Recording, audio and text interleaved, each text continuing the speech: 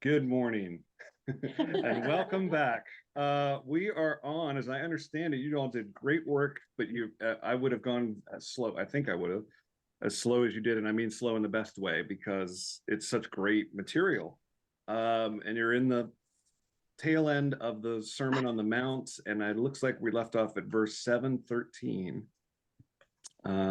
So yes, you got my fantastic favorite chapter 6, verse 34. This is from the NRSV. So you do not worry about tomorrow, for tomorrow will bring worries of its own. Today's trouble is enough for today. I love that. Yeah. And then early in chapter 7, you heard what is the basis for one of our favorite hymns, Seek Ye First, which is chapter 7, verse 7, ask and it will be given to you, search and you will find, knock and the door will be opened for you. And now he's going to bring it to a close, and I'll read from the NRSV. I'm starting at verse 13 in chapter 7. Enter through the narrow gate, for the gate is wide and the road is easy that leads to destruction, and there are many who take it. For the gate is narrow and the road is hard that leads to life, and there are few who find it. Beware of false prophets who come to you in sheep's clothing, but inwardly are ravenous wolves. You will know them by their fruits. Are grapes gathered from thorns or figs from thistles? In the same way, every good tree bears good fruit, but the bad tree bears bad fruit. A good tree cannot bear bad fruit, nor can a bad tree bear good fruit. Every tree that does not bear good fruit is cut down and thrown into the fire. Thus you will know them by their fruits. Not everyone who says to me, Lord, Lord, will enter the kingdom of heaven, but only the one who does the will of my Father in heaven. On that day, many will say to me, Lord, Lord, did we not prophesy in your name and cast out demons in your name and do many deeds of power in your name?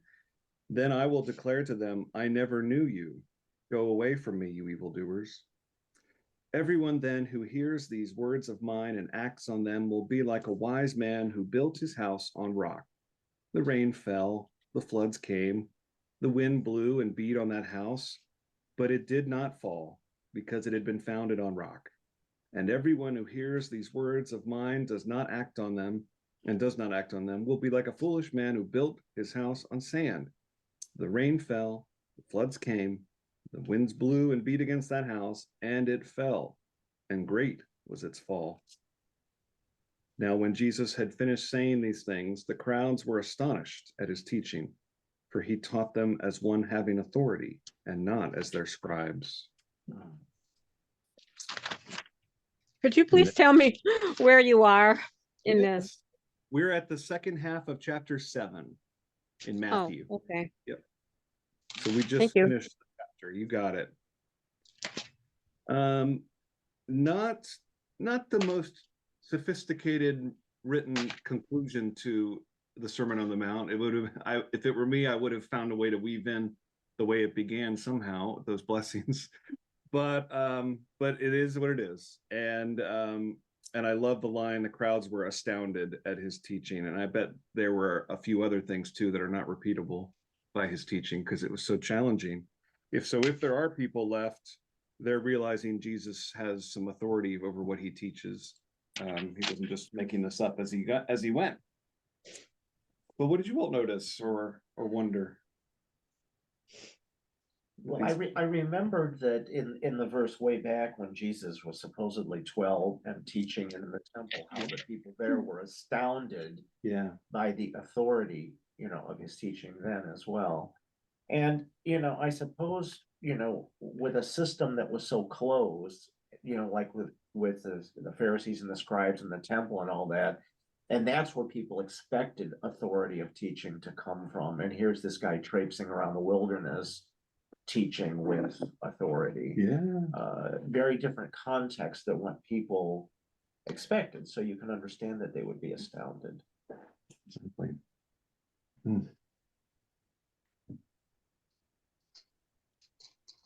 Anyone heard the story of the house on the rock and the house on sand? Yeah. Kind of a famous one.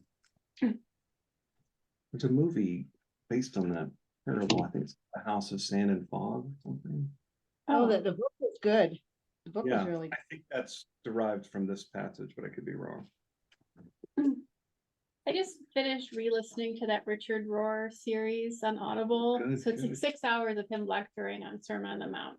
If Awesome. anyone's interested, I'm very happy to send it to you because it's very uplifting. And he takes it from a standpoint where what he's basically doing is just completely upsetting the whole world order. Just completely taking all of the sort of moral opinions or like the things that if you're in a society you believe without even knowing you believe them, about a sort of a shame honor society and just completely upsetting it. And the whole idea was you would know who the sinners were, and there was a process to go to Jerusalem and pay your tolls and do your offerings to get salvation. And he completely takes the bottom social class and puts them on the top. He does away with the entire system of atonement, gives salvation out freely, and it just shatters everything about that society. And throughout the lecture, he keeps saying, and no wonder they killed him. Right. Like, no wonder they killed him. He says that over and over again. And the other little phrase he keeps using, I actually texted Mary this the other day. He said, it's changing your whole world to know that everything's okay. Like everything's radically okay. It's all going to radically be okay. Oh, It's that's a good great. universe. And you are all beloved sons and daughters. I'm gonna have to It's, download this. it's a really, yeah, it's lengthy, but I I've know been doing it David while I loves was Richard listening Rohr too.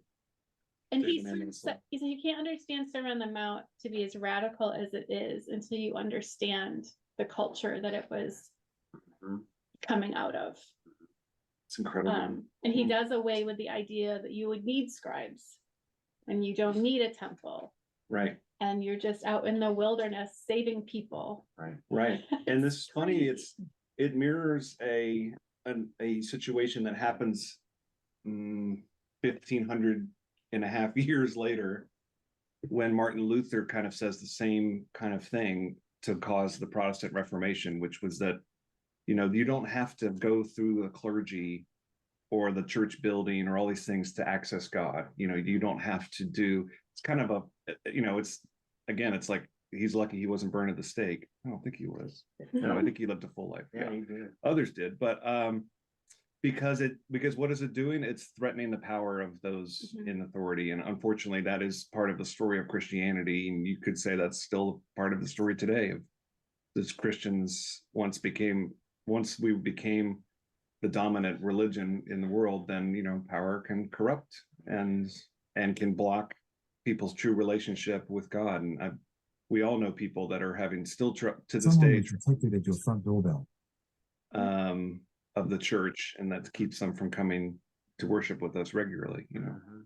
Anyway, you can see that this is not a new phenomenon under the sun, and you know it just shows too the bravery of Jesus to speak these words, to knowing exactly what Richard Rohr said, that you know it could end badly, will end badly. Yeah. But it's also, you know, there's kind of a bitter irony in that these words are still radical because Yeah. they have not been brought to fruition. And even with the institution of, you know, and the spread of Christianity and all that, the things that are in the Sermon on the Mount that are wrong, that should be upended and changed, have not really, Yeah. not fully. You know, we've probably made some progress in some ways, but still, it still rings radical now Does. because it's so unfulfilled yet at this point in time. Yeah, he develops this in a way that takes a lot longer than I want to take, than you want me to take. But there's an idea he develops through this lecture that you're trying to build a bridge from humanity to the divine. And that Jesus makes it clear you can't start that bridge from a place of power. That you need to be, that Jesus was you know, Richard Rohr contends he was from one of the lower classes. He was a Nazarene peasant, and that he's speaking to people who are on the lower end of society and saying you can't build a bridge to the divine from a place of power, societal power, religious power, whatever you want to base your worldview on, you've got to completely like get rid of that and start from a place of powerlessness to build that bridge. It's, yes, that's it. Okay. Actually, I kept I already trying to have it. find like a 15-second clip that summarized it. Cause I'm like, "Wait, I'm gonna play it into the app." It's just so good. But, Yeah. Oh, it's- good. I can't wait to read this or listen to this, as the case would be. Yeah, I just think it's really interesting to see this really is like a call to disrupt civilization. Yes, exactly. Or even that there would be no way that you could create a structure that did this. That this has to happen outside. Like even if you try to build a church that does all these things, just by building the structure, Right. you're already gonna not be doing this. That you have to do this as an outsider. And it's pretty challenging because it would be hard to. Yeah. And something you said made me think too, that there's a real fine line he's walking where all he has to do, and I'm thinking about modern times now, all he has to do is say, and now that I finished the sermon, we're all going to get up and we're going to march to Jerusalem and we're going to take back the temple. You know what I mean? Like that's all he has to do. And then suddenly it's an uprising. But he doesn't do that. He's talking about working on the interior and changing hearts and minds, which is the difference. Yet he will still be brandished as a bandit and a usurper, you know. Wow, pretty powerful. And yes, there's a bunch of, as that last verse says, there's a bunch of scribes who might be in the distance hearing, who are probably going, I'm about to be out of a job. And Yeah. I don't like that. Yeah. Yeah, that's exactly it. There's also some in the back who can't hear. And if you saw the Monty Python movie, Life of Brian, they're back there going, did he say blessed are the cheesemakers? Worth a rewatch. All right, chapter 8. We're back into a narrative now. Would anyone like to start reading chapter 8 from their Bible? Oh, Greg, you got it? Oh, Do I you was gonna, want- I was do you gonna. He was pointing. You want me to? I can. He's like, Charity, you read. How far do you want me to go? Like to like. How about you? 14 or Okay. Yeah, maybe go to 17. Okay. Does that work? And then I'll take over if you. Okay, Oh, great. yeah, Great. Jesus cleanses a leper. When Jesus had come down from the mountain, great crowds followed him. And there was a leper who came to him and knelt before him, saying, Lord, if you choose, you can make me clean. He stretched out his hand and touched him, saying, I do choose, be made clean. Immediately his leprosy was cleansed. Then Jesus said to him, see that you say nothing to anyone, but go, show yourself to the priest, and offer the gift that Moses commanded as a testimony to them. When he entered Capernaum, a centurion came to him, appealing to him and saying, Lord, my servant is laying at home paralyzed in terrible distress. And he said to him, I will come and cure him. The centurion answered, Lord, I am not worthy to have you come under my roof, but only speak the word, and my servant will be healed. For I also am a man under authority, with soldiers under me. And I say to one, go, and he goes, and to another, come, and he comes, and to my slave, do this, and the slave does it. When Jesus heard him, he was amazed and said to those who followed him, truly I tell you, in no one in Israel have I found such faith. I tell you, many will come from east and west, and will eat with Abraham and Isaac and Jacob in the kingdom of heaven, while the heirs of the kingdom will be thrown into the outer darkness, where there will be weeping and gnashing of teeth. And to the centurion, Jesus said, go, let it be done for you according to your faith. And the servant was healed in that hour. When Jesus entered Peter's house, he saw his mother-in-law lying in bed with a fever. He touched her hand, and the fever left her, and she got up and began to serve him. That evening they brought to him many who were possessed with demons, and he cast out the spirits with a word and cured all who were sick. This was to fulfill what had been spoken through the prophet Isaiah. He took our infirmities and bore our diseases.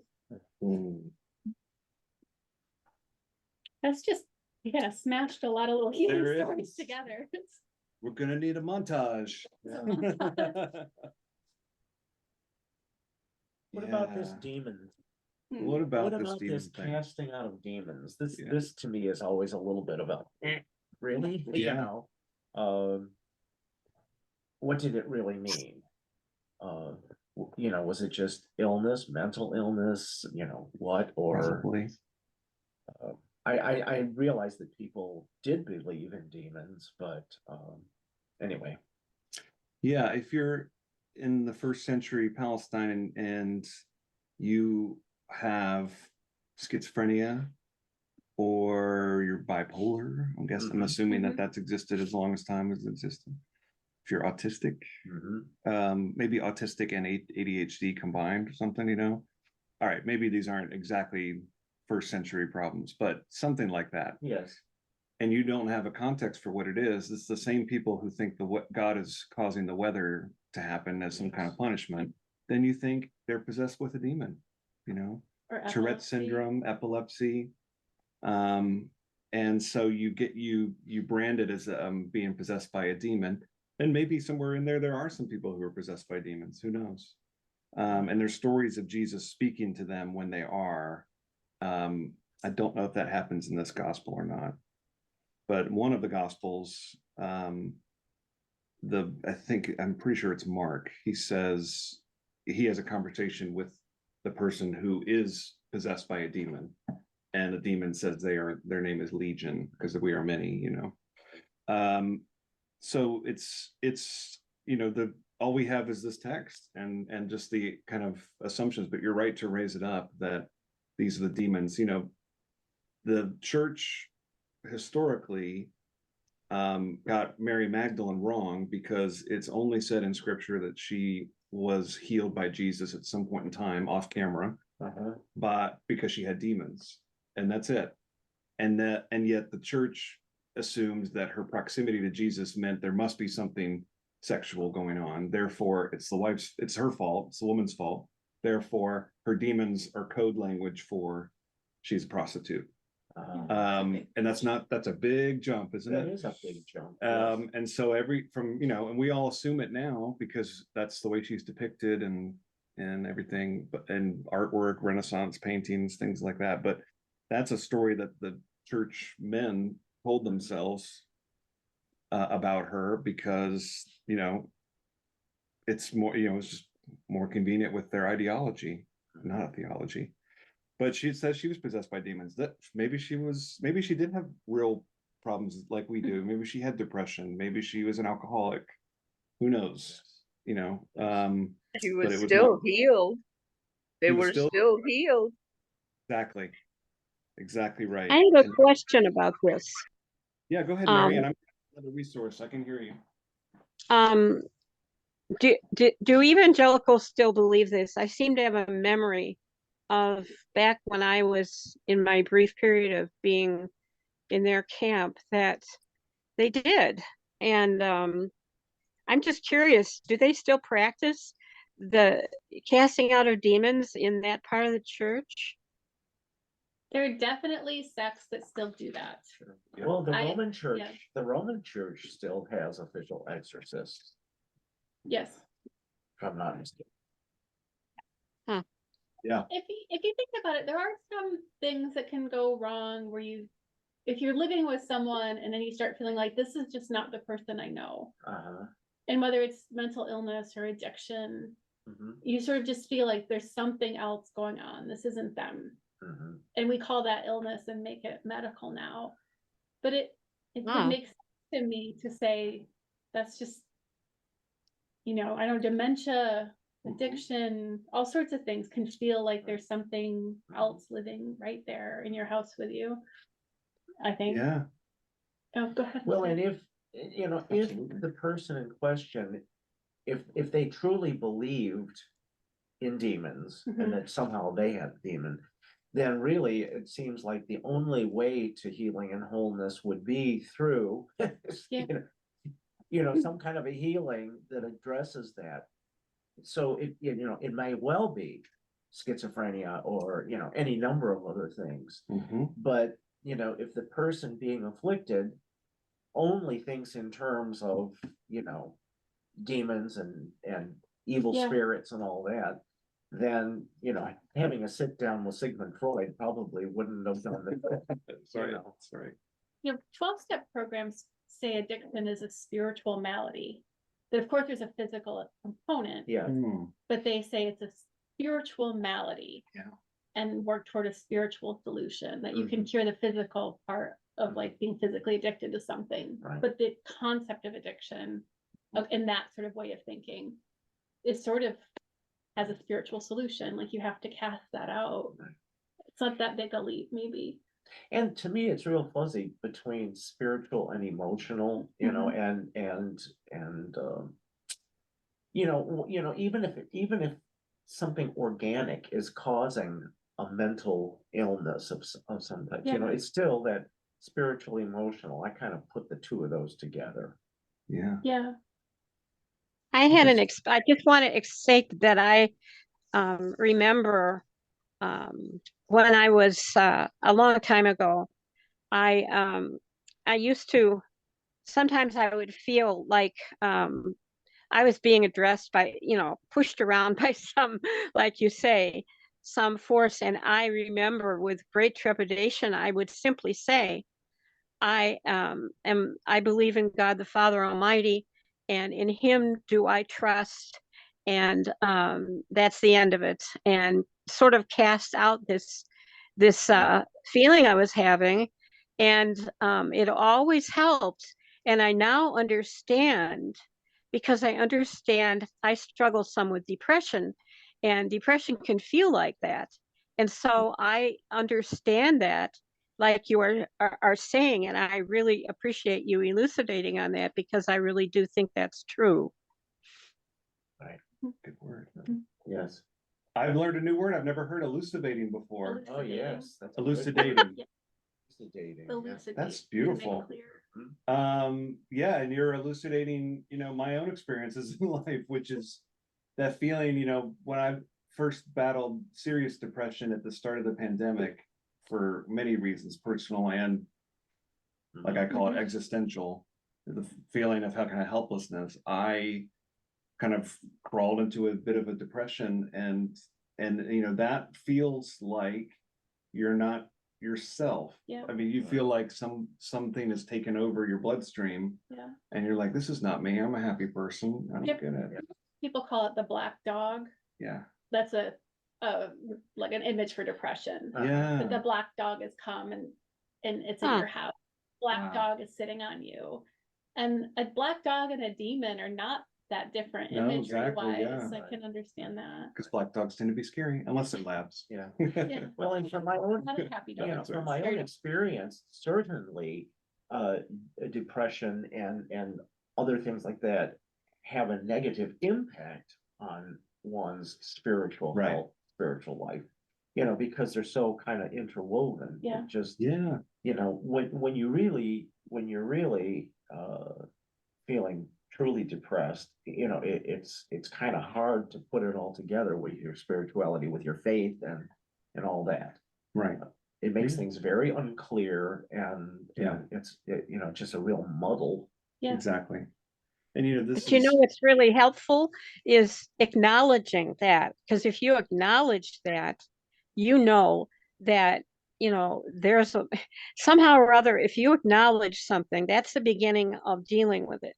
And I think that what I was doing when I was confronting, which I didn't know, but a evil force anyway, was a way of acknowledging it and letting yourself see, this is you seeing things in a negative way, and that's the beginning of some kind of healing. So I think that um, whether it's acknowledged, I don't know what people, if they accepted that they had a demon. I don't know how in those days people dealt with it, but I know that really helped me, acknowledging that something was going on here, and it wasn't just me being overcome by something, that it begins to be something you can see objectively, that this is happening with me.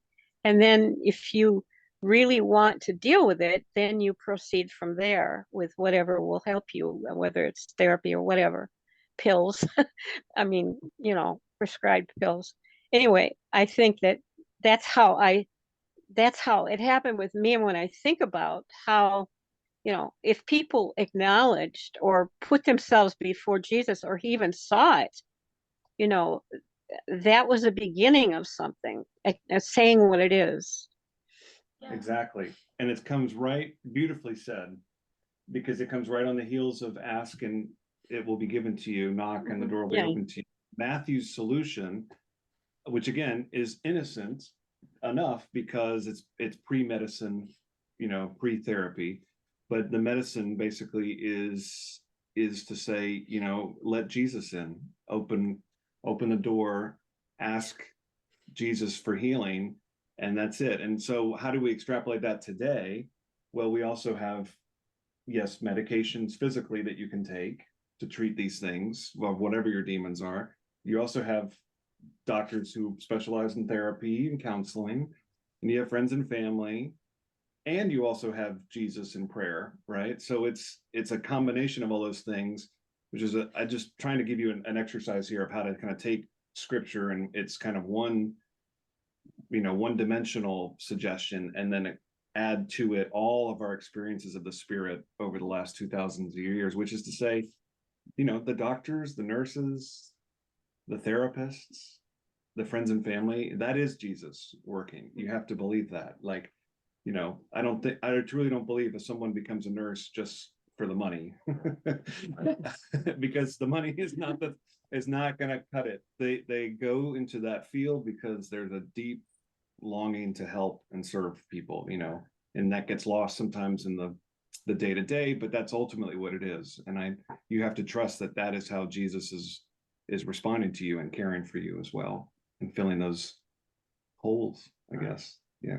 And we also have the community. I was just going to say that, it's in our society, maybe even in the church, it's not, you don't usually hear someone say, I'm deep in depression and I pray for your help. Now, with a community like Grace and these kind of groups, that becomes possible. And that's wonderful. Mm-hmm. Yeah. What were you gonna say? No, I like that you brought up the ask. Yeah. Because all of it, everything he's talking about you have to come from a position of wanting something. Right. You can't come from a position of power, saying, I have all these things I can do and all these things I know, and I'm important for these reasons. Right. You have to come, from a position of weakness, like there's something I need. Mm-hmm. I need help. And therapy, lots of things work that way. You have to sort of want. Exactly. You have to wait till someone's ready before you can help them. You have to wait till you're ready before you can ask for help for yourself. But like so much, you have to ask. Yeah. Right? You can't demand, you can't think you already have it. To admit you're human and to humble. admit that you lack something. Right, exactly. Yeah, humble. I'm sorry, Don, what? I said, Greg said humble, I think. And yeah, that's what I was thinking, is a place of humility. Yep. Yes, exactly Well right. said. Right. Beautiful stuff. I went and grabbed the women's Bible, the CEB Women's Bible, because we're introduced to a character here in 8 that you probably kind of didn't really realize existed in scripture. And she's only mentioned here, and that's Peter's mother-in-law, who does not have a name. So there's just this little blurb here from the editors of this Bible. And this references Matthew 14-17. When Jesus lived in Capernaum, he likely spent a good deal of time at the homes of the disciples. We discover in Matthew 8 not only that Peter was married, but that his mother-in-law lived with them. When she fell ill with a fever, Jesus healed her with a touch of his hand, and she immediately rose to serve them. In doing so, Peter's mother-in-law modeled herself after Jesus and his commands. Through the healing of Jesus, we are released to do the work of God. Her example also contrasted that of her son-in-law Peter, who would fall asleep and deny Jesus at the greatest hour. There you go. And what I like about that too is the idea that once healed, at least in scripture, and I think that happens to us too, we are then available to turn around and, you know, be Christ in the world. You hear me say that all the time. Yeah. But that's really what we're talking about here. You know, now and I've known many people that have gone through terrible illnesses or deaths, who then kind of start to pitch in later and say, wow, you know, people were there for me, be it church or whatever, and I'm going to do the same for them. And it pays it forward in some ways, you know, and that's Jesus at work as well. Mhm. And I kind of don't think that the person who is being the hands of Christ or the eyes of Christ or the mind of Christ necessarily has to believe in Christ. I mean, Yeah. because I think Yeah. that God works through people, Exactly. you know, whether they know Unconditionally. it or not, or whether they will Exactly. say, I think this is God working through me. You know, I just think that that's all a part of this beautiful, extremely complicated cosmic plan, you know, where Right. everything is so interconnected and interwoven. And if there's a tear in the fabric, yeah, that needs to be mended, you know, I don't think God's going to be choosy about who's doing the mending and Right. all that kind of thing. In fact, he'll probably send somebody you least expect, like, Unexpected, I don't know, exactly. a Samaritan. Yeah, Just yeah. over, right? Yeah. Is that what this tree is about with the good fruit? Like if you're doing good things and you're a good tree, it doesn't matter like what kind of tree you are. Yeah. Like, Well, it- yeah, we skipped over the the- tree the thing. fruit is the tree. There was a lot. Yeah, going on. that one's a tricky one because it's as much about the bad fruit, I think his lesson is, as it is the good fruit. And this is why I was joking that the Sermon on the Mount ends slightly a little bit more negatively, you know. But he's more emphasizing that if you're a bad tree, there's no way you can bear bad fruit, you know. Yeah. And if you're a good tree, you can't bear bad fruit. I always think of that as a parenting comment, but that's just me. That might be taking it too literally. Yeah. Speaking of trees, I had such a interesting little spiritual experience. And David's here. Hi, David. Hi, David. Hi, We got- David. We got to tour the Lindt Chocolate Factory. Yeah. in Zurich. Yeah. Awesome, beautiful. It was so interesting. But one thing I learned was that the tree that develops the flowers and then the pods, there is a very specific fungus Hmm. that grows on the tree's roots. That's the only where it grows.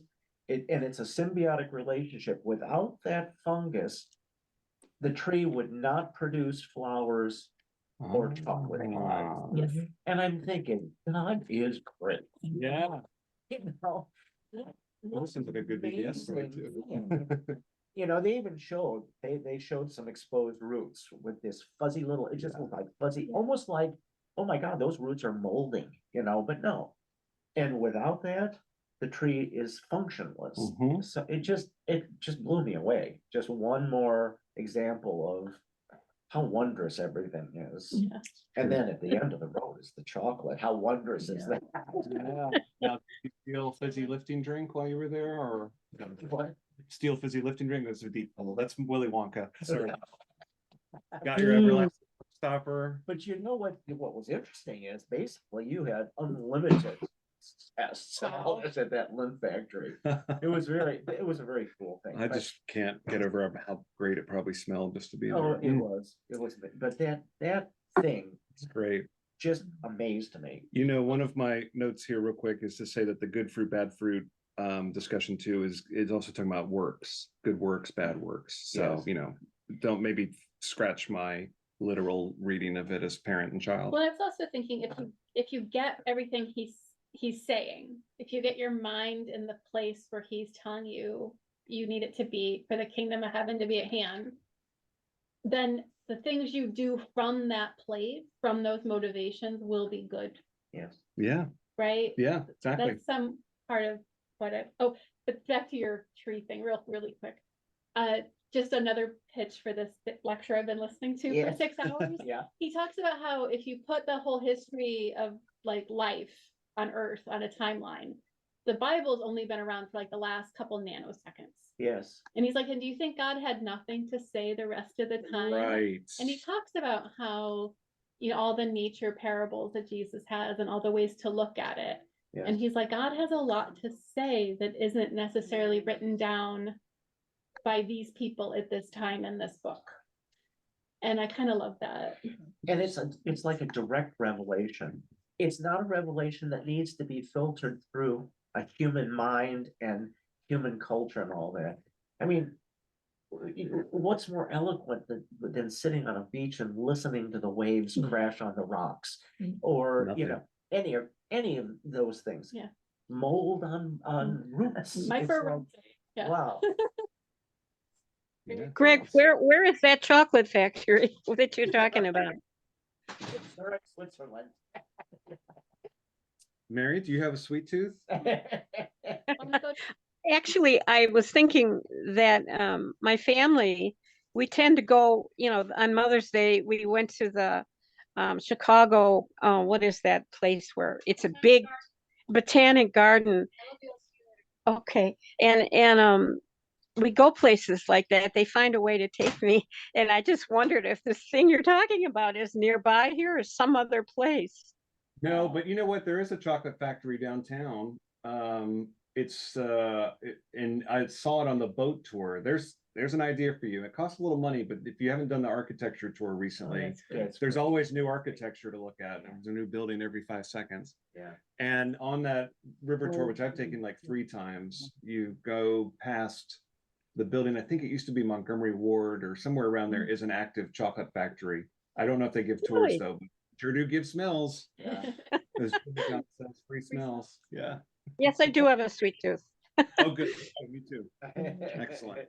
Best chocolate comes from Switzerland. Absolutely. They know what they're doing. Wonderful. Yeah. I went to when I was younger, no, I'm not. Oh, sorry. When I was younger, I went to a chocolate factory, the one in Hershey. And, Oh. and that was really an interesting thing, but after it was all done, my mother wouldn't eat chocolate for a long time. Because when you go, this was back in the probably 60s, and when you walk by and you see these huge vats of chocolate just going like around, and Yeah. by the time you got through all of the watching it, my mother was just like, oh, I can't stand seeing chocolate again. Anyway, but that's just the chocolate story. Yeah. I could never get sick of chocolate. Me either. Greg is going to read the rest of chapter 8, and there's a couple of good beats in here, and we'll talk about those. And what chapter? Oh, you're on chapter 8, and it's verse 18. 18, okay. Yeah. Seeing the people crowd around him, Jesus gave orders to cross to the other shore. A scribe approached him and said, "Teacher, wherever you go, I will come after you." Jesus said to him, "The foxes have lairs, the birds in the sky have nests, but the Son of Man has nowhere to lay his head." Another, a disciple, said to him, "Lord, let me go and bury my father first." But Jesus told him, "Follow me and let the dead bury their dead." He got into the boat and his disciples followed him. Without warning, a violent storm came up on the lake and the boat began to be swamped by the waves. Jesus was sleeping soundly, so they made their way toward him and woke him. "Lord, save us, we are lost." He said to them, "Where is your courage? How little faith you have." Then he stood up and took the winds and the sea to task. Complete calm ensued. Mhm. The men were dumbfounded. "What sort of man is this?" they said, "that even the winds and the sea obey him?" As he approached the Gadarene boundary, he encountered 2 men coming out of the tombs. They were possessed by demons and were so savage that no one could travel along the road. With a sudden shriek, they cried, "Why meddle with us, Son of God? Have you come to torture us before the appointed time?" Some distance away, a large herd of swine was feeding. The demons kept appealing to him. "If you expel us, send us into that herd of swine." He answered, "Out with you." At that, they came forth and entered the swine. The whole herd went rushing down the bluff into the sea and were drowned. The swineherds took to their heels, and upon their arrival in the town, related everything that had happened, including the story about the 2 possessed men. The upshot was that the entire town came out to meet Jesus. When they caught sight of him, they begged him to leave their neighborhood. Can't imagine why. Oh, Lord. They just killed all our pigs. Yeah. Yeah. So there you go. It was a lot sooner than I thought it was, but the here you have actual demons. I mean, we're gonna take Matthew at his word, you know, not what we believe about demons, but here is a conversation with the demons that implies, one, that they know who he is, because they call him Son of God. What have you to do with us, Son of God? And then Jesus tricks them. You were kind of right to laugh. I think it is supposed to be played for humor. I think today now we're a little bit more into fighting animal cruelty, and it sounds a little bit like, oh, did it have to be pigs? Or you're thinking, there goes, that's a lot of food to waste. So it's, you know, and it's I think it's played a little bit for humor, but it's definitely an episode of Jesus kind of having the one-upmanship over demons, the devil's forces, whatever you want to say. Although the devil's not mentioned. Although you have to, it's not just an economic loss that causes these people to be a little concerned. After the pigs leap into the water, they're dead. The demons are loose. He turned the demons loose in their neighborhood. They probably weren't too excited about that. It's it's interesting too. I won't go into it now, but the view of demons that they had in Jesus' time was somewhat different than the view we have now. So yeah, so this affected it as well. So but yeah, I just think, yeah, if you start turning demons loose in the neighborhood, it's going to kind of make people say, well, okay, why don't you move on down the road here? Yeah. Yeah. And again, you pair that with the Sermon on the Mount and probably how few people were left behind by the time he finished the sermon, because the rest of them were all ticked. You know, he's not making friends here all that frequently. And even that scribe that says, I will follow you wherever you go. I don't know about you, and I don't think the text is super clear, but I find that to be sarcastic. And I think I certainly see in the footnotes that when scribes call him teacher, they are doing that to be wise or fresh, as the kids might say, you know, because they don't think of him as an authentic teacher.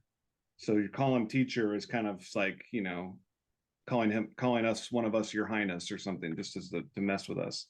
So therefore, I think verse 19 is, I'll follow you wherever you go, you know, and meanwhile, hard to say. I mean, because there's no redemption story there, it's a little hard to say.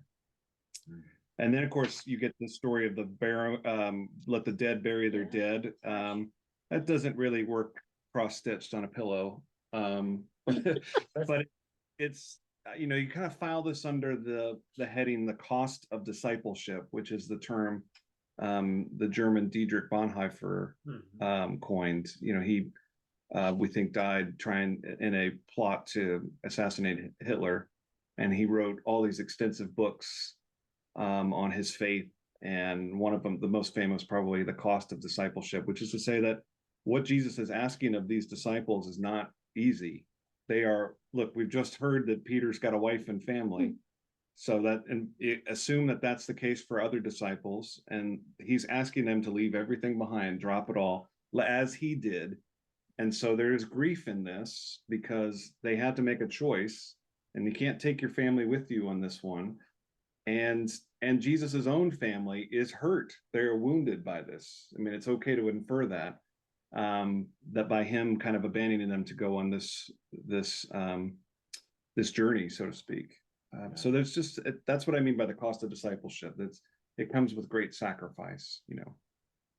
It's just hard, but that's kind of what we're getting at about, you know, there's not even time to go bury the dead. We've got to keep moving.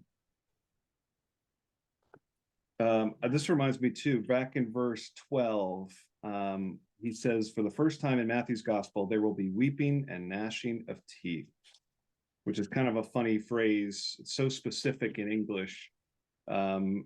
did you all have that in your translation? Weeping and gnashing of teeth, This verse one's 12. wailing and grinding. Yeah, there They you think go. that they are So you can- semantics. It's so specific. You can go, "Arr." It's Yeah. like the Hebrews used to say you when you were angry that your nose was hot because your nose kind of is like on fire. And if you think about it, it's how you get flushed when you're angry. Yeah, that's You just get a real specific kind of when you're grinding your teeth, that's how mad you are. The weeping and gnashing of teeth is a phrase that Matthew uses 1, 2, 3, 4, 5 more times, and is also referenced in Psalm 112. And so it's as this footnote says, it's the author's favorite expression to evoke horror from the final judgment. It's what they believe. Those who don't go to the kingdom of heaven, those who go to hell are weeping and gnashing their teeth. And to put more of a point on it, Greg, as far as burying your father, that's one of the very most important, the most primary responsibilities that a Jew has, a Hebrew has. And so this really puts a fine point on what the cost of discipleship is, because in other circumstances, that would be your number one priority over anything else. Exactly. Think of Jews today sitting Shiva and in their rituals around the death of a close loved one. And you basically have Jesus going, no time for that. That's kind of heartbreaking. And that also references Tobit. Remember when we did the book of Tobit and talking about the burial of your loved ones? Yeah, it's huge. The stilling of the storm is a good little passage, and it is told in the other two synoptic gospels in different ways, but the other one, I think it is also in Matthew. I think there's another story of a calming of a storm, if I'm not mistaken, where Peter sinks into the water. Oh, right. He tries to walk. He on tries the to water. walk on the water and sinks. I could be Mark, but you see how the lines are blurred sometimes in these synoptic gospels. So sorry, I don't know off the top of my head, and I don't think. Yeah, it is Peter. It is Peter. Yep. I don't know if it's in this book or not, in Matthew's book. My feeling is that it is later because Peter is so important to Matthew. Which is why this is the only book where we learn about his wife and his mother-in-law. So there's a lot of Peter lore here, which sounds like I just said Peter Lorre, the actor. There's a lot of Peter lore here. Any other thoughts or feelings on these, everyone? Comments?